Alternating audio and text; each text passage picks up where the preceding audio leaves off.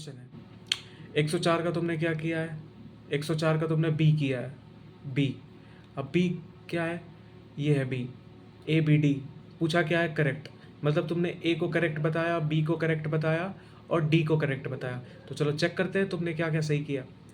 All दो cell growth in terms of cytoplasmic increase is a continuous process, सही बात है यहाँ तक।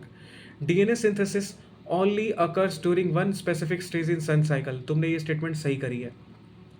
और ये स्टेटमेंट ये कहता है कि जो सेल ग्रोथ है वो कॉन्टिन्यूअस प्रोसेस है इन टर्म्स ऑफ साइटोप्लाज्मिक इंक्रीज, और जो डीएनए सिंथेसिस होता है वो पूरे सेल साइकिल में एक ही बार होता है। तुमने कहा पहला स्टेटमेंट सही है, चलो मान लिया।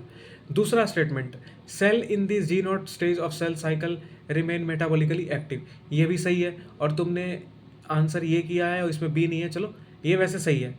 सी पढ़ते हैं, सेल नहीं, in prophase the chromosome material become untangle during the process of chromatin condensation, ये बिल्कुल सही है कि जो प्रोफेज में धागे की तरह जो स्ट्रक्चर होता है वो बिल्कुल खुलता नहीं, मतलब कि वो क्रोमोसोम के शेप में आने लगता है, अनटैंगल्ड होने लगता है, ठीक है। तो ये भी सही है। अब डी, तुमने फोर्थ ऑप्शन किया था, ए सी और डी सही है, ए और सी तो सही है। अब डी के बारे में चेक करते हैं। Meiosis involve two sequential cycle of DNA replication, क्यों, तुम्हें ये कैसे सही लगा। यहाँ पे स्टेटमेंट क्या दे रखा है, DNA synthesis occurs only one, और यहाँ पे लिख दिया टू। तो अगर ए सही है तो डी कैसे सही हो सकता है, और डी सही है तो ए कैसे सही हो सकता है। तो मैं फिर बोल रहा हूँ, इसमें तो एनसीईआरटी मत खोलना, सारे स्टेटमेंट पढ़ो, सारे स्टेटमेंट पढ़ के आंसर करो।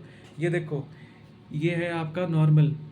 अब देखो ये जो स्ट्रक्चर है ना, ये वाला यहाँ से यहाँ तक एम फेज, ये नॉर्मली जो आपको दिखा रखा है ये माइटोसिस का है। लेकिन जब मियोसिस होगा तो क्या होगा बताता हूँ। G1 एक ही बार आएगा, S एक ही बार आएगा, G1 एक ही बार आएगा। यहाँ पे आएंगे M1 और M2। M1 और M2 के बीच में एक प्रोसेस आएगा जिसको बोलते हैं इंटरकाइनेसिस। ये ध्यान रखना, इसको लिख लो।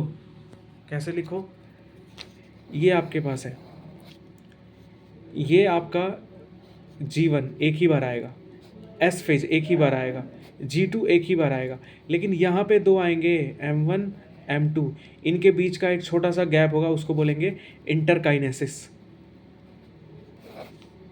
डीएनए एक बार ही रेप्लिकेट होता है एस फेज में, क्योंकि एक ही बार एस फेज आता है, ना कि दो बार। तो ये तुम्हें ध्यान रखना है कि चाहे मियोसिस हो या माइटोसिस हो, डीएनए रेप्लिकेशन सिर्फ एक ही बार होता है।